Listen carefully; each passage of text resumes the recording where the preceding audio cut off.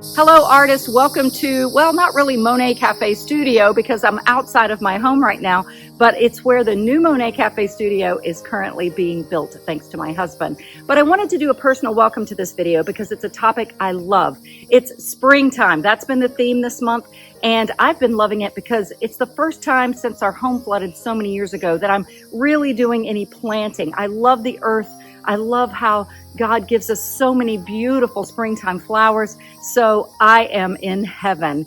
And I'm doing a video tutorial right now of a gorgeous dogwood tree. I love dogwood trees. We don't get that many here in Florida, but this pastel painting is going to be exploding with springtime color. And I'm also reviewing a new surface. It's the first time I tried a surface called Pastelgrain by Clairefontaine. It's the same company that makes Pastel Matte, which I also love. And you're going to have to watch the video to find out what I think of this new surface and some of my little tips for you if you're going to try this surface as well. So come on in the studio, where I was in the studio, join the painting fun, and I can't wait to share this with you. Here we go. All right, now the sound is better. Pardon those crickets and airplanes. This is Pastelgrain made by Clairefontaine. I could not wait to try this surface, and this was the very first time I tried it with this painting. I bought a pad of this surface. It's about a 9 by 12 pad, and it has various colors in this pad that I bought, and I will have all product links in the description of this video. And I knew I wanted to paint a dogwood tree with a lot of pinkish tones, so I chose this mauve color, and really any color would have worked, but I really was kind of fond of this for my particular subject matter.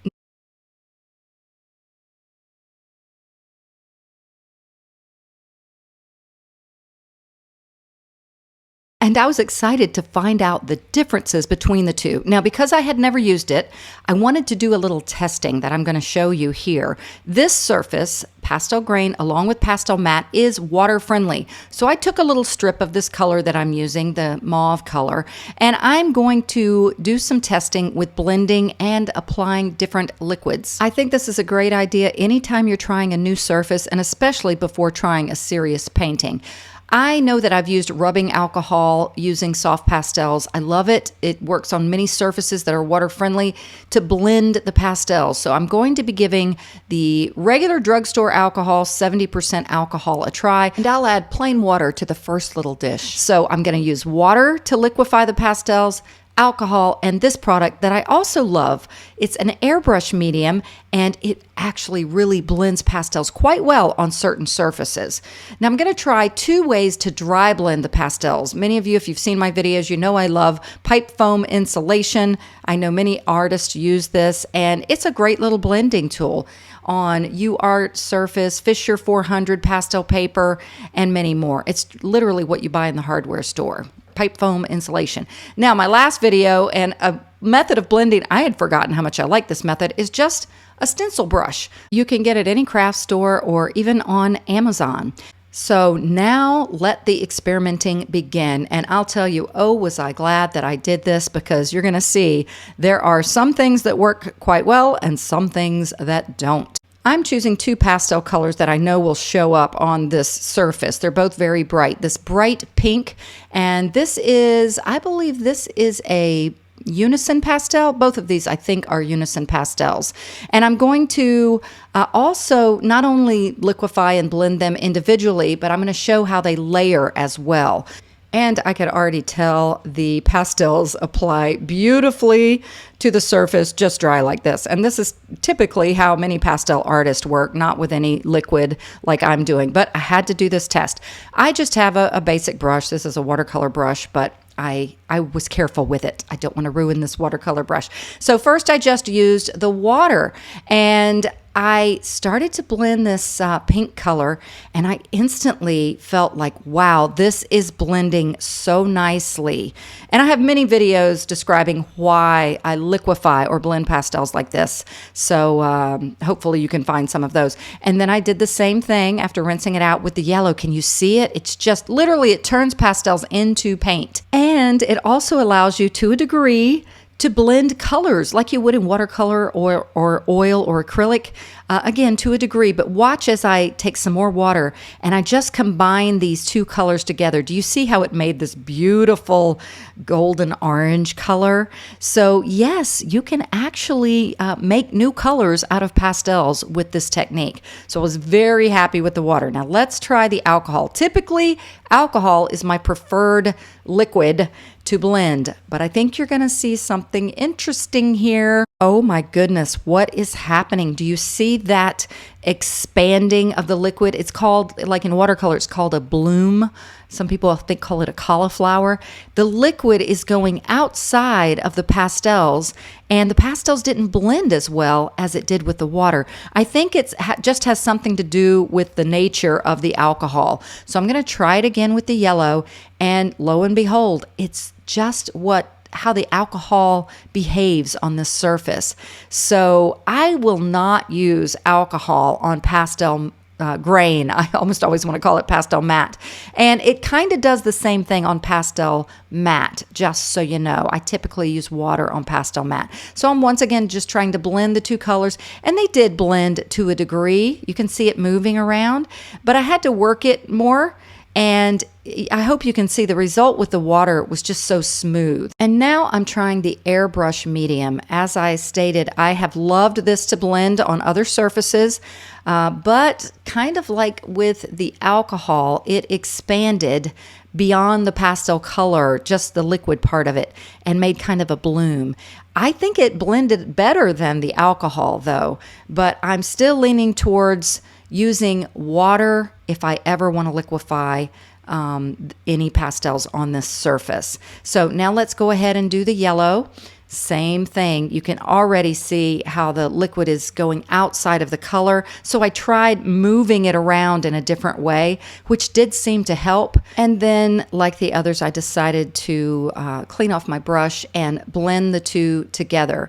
And this blending of this using airbrush medium on other surfaces, I'm telling you, you can literally make brand new colors. You can see it really did work quite well here too. Something about the airbrush medium. You can use it on UArt, Fisher 400. I can't remember all the other surfaces I've used it on. Oh, on watercolor paper. And yes, you can use pastels on watercolor paper. I have a trick. I made a little mark there to the side so you could see it did make a new color. Now, here's the pipe foam insulation. This one it was a little dirty.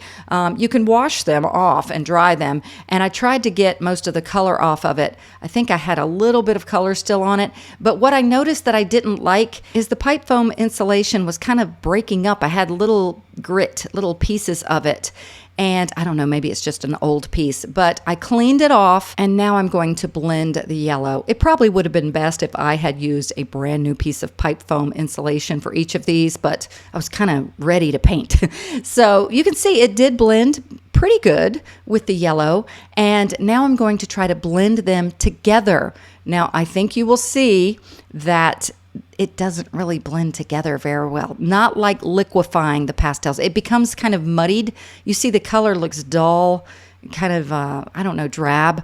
Again, the one with the water is the best. So now with the stencil brush, I wasn't sure what to expect. So I just, again, I should have washed it and dried it and had it super clean, but I got off as much as I could. And now I'm just going to softly blend this pink color. And wow, it was so much better to blend with this stencil stencil brush than with the pipe foam insulation. So I'm making some fantastic discoveries here, and I should make notes of these for future paintings so I don't accidentally use the wrong method of blending. And I did the same thing with the yellow. Look how soft it blends with the stencil brush. I really like that soft effect. And now I'm going to do the same attempt to blend two colors together. And just like with the pipe foam insulation, they don't blend to make a new color as good as they do when you liquefy them. And now, because one of the beautiful qualities about soft pastels is the layering ability, how you can layer one color on top of another. And the trick is to keep a light touch. So I just lightly glazed the opposite colors over the pastels where I used the dry blending method. And again, the stenciling technique with the layering looks so much better than with the pipe foam insulation. I switched hands so you could see.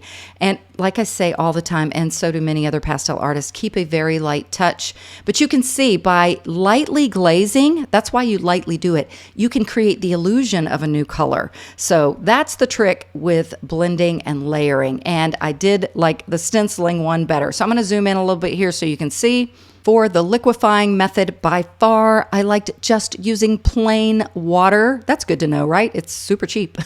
And for the dry blending method, I definitely preferred the stencil brush. And I decided for my painting, I wasn't going to do any wet liquefying. I was just going to use the stencil brush for some light blending. Now, I will let you know that Pastelgrain does curl a little bit in the pad anyway. It wasn't a big issue though. I taped it down to my board and it really flattened out by the end of the painting. Now, I'm going to share two other artists who have done extensive experimenting with Pastelgrain versus pastel matte.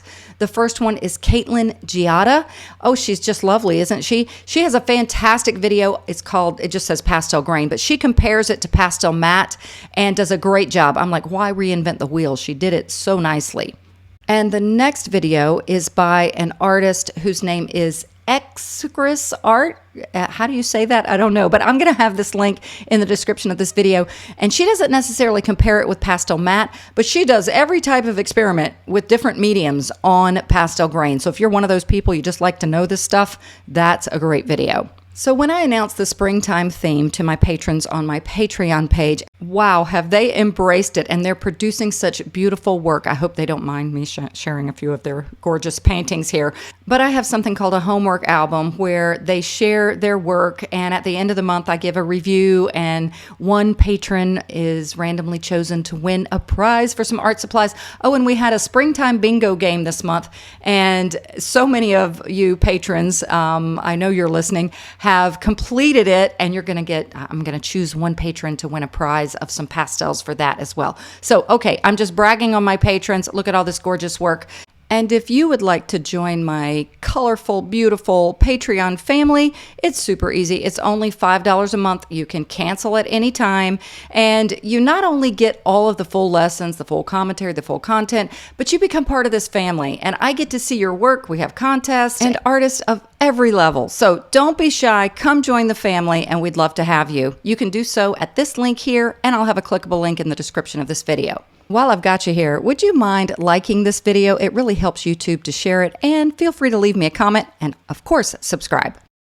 I love dogwood trees. They just say springtime to me, and because I don't have any near me, I found a reference image from a site I use a lot. They're copyright-free reference images. It's called unsplash.com, and this tree was so beautiful, but it wasn't quite what I wanted. I wanted more springtime color and fun. So I used my imagination and my artistic license to make a painting that screams of spring. It has, I think, every color in the rainbow here. I began with a simple sketch and a concept of a field or a hill, and later you'll see me add a little road to the foreground. And I get started with cooler colors underneath. Now that might look odd at first, but I know that many of these areas of this dogwood tree are in shadow, especially the areas deeper into those inner trunks and branches. It's an underpainting of sorts before I add many of my pinks and lavenders. Thanks for the feedback from many of you who really liked the way I did my last tutorial, which is why I did it the same here, of putting not only my reference image, which in this case it's my painting itself, and the image of the actual pastels that I used for this painting. By the way, my Patreon version of this video also has some supplemental footage at the end where I video myself going through all of these pastels that I used. I talk about the brands and different aspects about my color palette. So if you're a patron of mine, be sure to watch to the end of that version over on the Patreon page. Here you can see very quickly, because I've sped this up, me using the little stencil brush like I demonstrated demonstrated at the beginning. And I think you'll notice sometimes when you speed things up, you can really see it take effect. I think you'll see how it really softens the image and it kind of blends some of the pastels so all of that surface isn't showing through. Now I've got more blocking in to do of this painting, and the sky, obviously, which I really wanted to be a beautiful turquoise color rather than more of the baby blue type of sky that we often see. And I thought the turquoise would be a beautiful complement juxtaposed to the pinks in the dogwood tree. As you can tell, this version is sped up quite a bit, and if you want the full version, I keep mentioning, I'm sorry to wear you guys out with it, but I know many of you like the full content and commentary. You can find it on my Patreon page, but I also wanted to mention that if you're just one of those people, you don't like subscriptions, you can purchase many of my lessons individually from my Patreon page. You don't have to be a member to do that. And most of them are only like $15 or around that. I also have some collections of lessons, as in this one for beginners. That's a compilation of lessons catered to the beginner artist. I have quite a few lessons in this collection for sale. It's $55, but look at all these lessons. Again, this is if you don't want to subscribe. If you subscribe, you get all of this for $5 a month. So just saying. And even though this is sped up, I do want to give you some commentary while I paint. First and foremost, I want to say how much I loved Pastelgrain.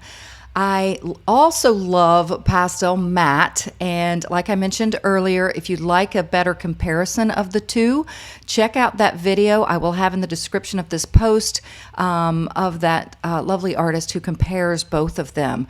I do like both of those products. They're both made by Clairefontaine, and I think they both have their advantages, but I love how the pastels apply on this Pastelgrain. I'll definitely get more and use it more often. And let me talk about this a little bit. As you can see, I got a little crazy and fun with some of these flowers, and I just wanted this to feel like springtime. So I'm trying to really brighten it up and keep it really bright. Now, I did notice that I didn't have enough dark values in my tree. So I did go in with some greens and some darker values into those deeper areas of the tree to give it more depth and dimension. I also developed some of those branches, as you can see, with the piece of vine charcoal. And as I love to do, I love to create some flowers that are just reaching up over the horizon line and saying, hey, look at me. Also, too, I love zooming in with my video mode of my camera because I think you can see things better. And look at that little grainy texture of this Pastelgrain. It's gorgeous. But when I take a photo, for some reason, it is a little more high contrast, and I wanted to show it to you. But again, the video, when you see me painting in the video, that's more of what it looks like in real life. And once again, if you're a patron of mine, go watch this version over on the Patreon page. You'll get a downloadable link to all of my pastels and also the extra footage where I talk about my pastel palette. All right, everyone, please like this video. It really does help YouTube to share it more often. And of course, if you would like, become a patron, comment, and as always, God bless and happy painting.